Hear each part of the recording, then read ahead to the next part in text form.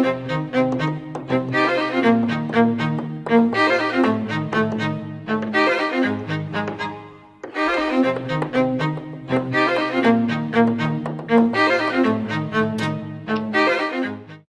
right, looks like we're adding and subtracting polynomials now. Before we get started, I want to give you my favorite polynomial joke. What do you call a bird that doesn't eat? A polynomial.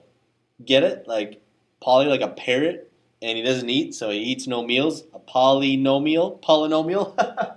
Oh, that's awesome. Okay. Anyway, let's get back to adding here. So if I look, I got two polynomials. Here's my first one, and I'm going to add it to the second polynomial. So I have a polynomial plus a trinomial, I guess is the term for that second one. It's kind of nice when there's an addition sign because these parentheses don't matter with the addition sign. I basically can just drop my parentheses. I'm just going to rewrite it here. And have 9x cubed plus 2x squared plus 5x minus 7 plus 3 minus 4x squared plus 6x. So whenever there is an addition sign, I can simply just drop my parentheses and add. And we're going to kind of talk about why we can do that in a bit here. But now I just combine like terms. So third degree, it's my only one to the third degree, or the only one with an x cubed. So I have 9x to the third power. Done with that one. I have two terms with x squared, a 2x squared and a negative 4x squared, to combine for a negative 2x squared. And then we have two terms of x, a 5x and a 6x for 11x. And then finally I have a negative 7 and a plus 3 for negative 4. So that would be my final answer. I cannot simplify anything else. I can also do this the vertical method. Okay, some of you that are more visual, looking up and down, like to line up their like terms. So for example, I write my first polynomial, 9x to the third plus 2x squared plus 5x minus 7.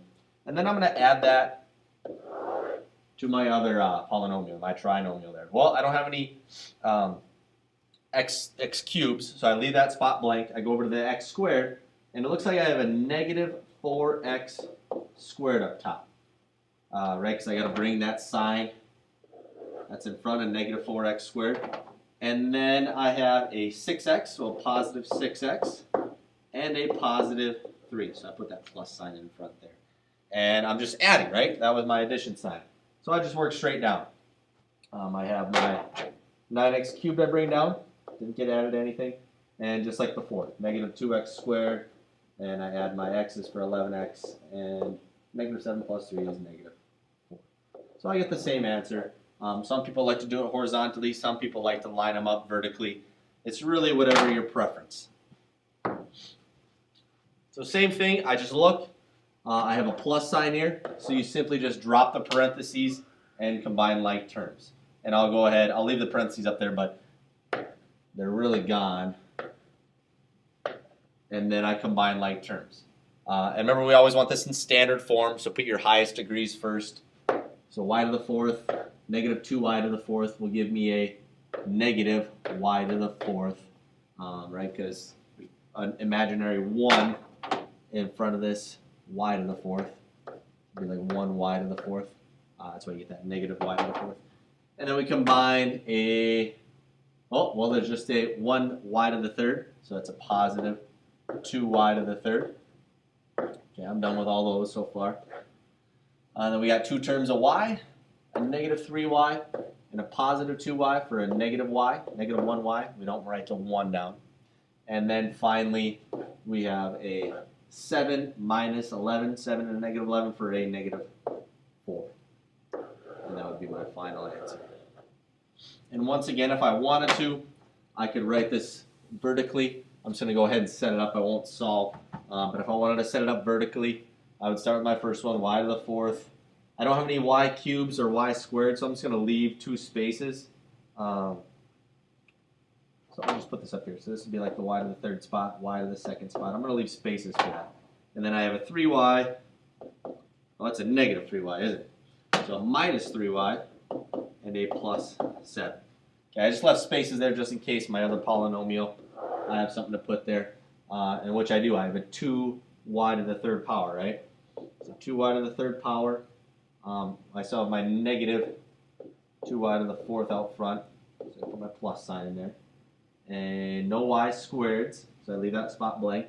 And then I have a positive 2y and a minus 11. And same thing, you would just go add straight up and down. And I get the exact same answer. Okay, subtraction sign, this is where it changes a little bit. I can't just drop the parentheses. I'm going to cover up this first part. Let's just pretend I had just that. I had 9y to the fourth minus 7y plus 2y squared, and I had that negation symbol out front. If you remember back to our distributive property, there's really a negative 1 out in front of that, right? That negative sign means I'm going to take the opposite of that whole polynomial. So I really need to distribute a negative 1. And what ends up happening is I take negative 1 times each term. Okay, and that's what happens. I'm really distributing that negative sign before I can drop the parentheses. So my first part stays exactly the same. I can drop the first parentheses because there's no negation out front. But my second part, I got to distribute that minus sign, right? So now I have a negative 9y to the fourth. I got to distribute my minus sign, so a negative 1 times negative 7y for a positive 7y. And distribute that negative to that positive 2y squared for a negative 2y squared. So what ended up happening is basically all my signs just switch. And then I drop the parentheses, right? So I got a negative 9y to the fourth, a positive 7y, and a negative 2y squared.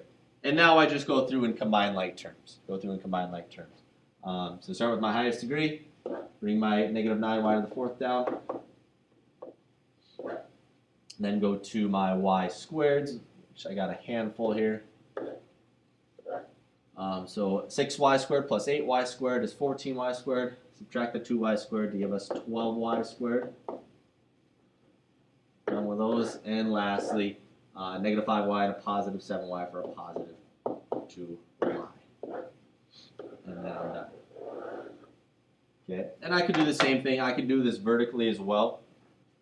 Let's just take a look and see what that looks like. So I have a 6y squared. I can actually combine these two, right? Into a 14y squared right away if I would like. Because they are like terms. Minus 5y. And now I'm subtracting. Okay, and I have a 9y to the fourth. Leave a space for that y to the third even though I don't have one. Positive 2y squared. And a minus 7y.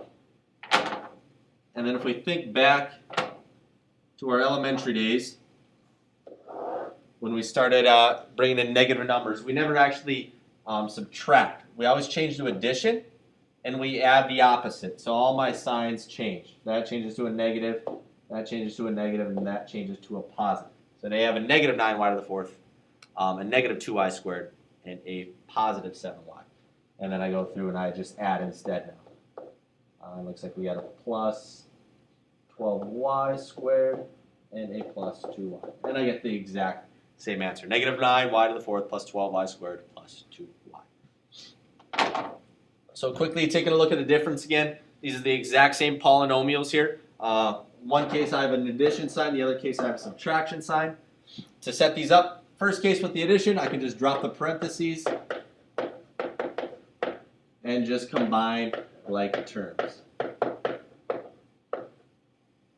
In the other case, I got to distribute this negative sign, so I'm basically just switching my two signs there and drop the first parentheses. So the first part stays the same,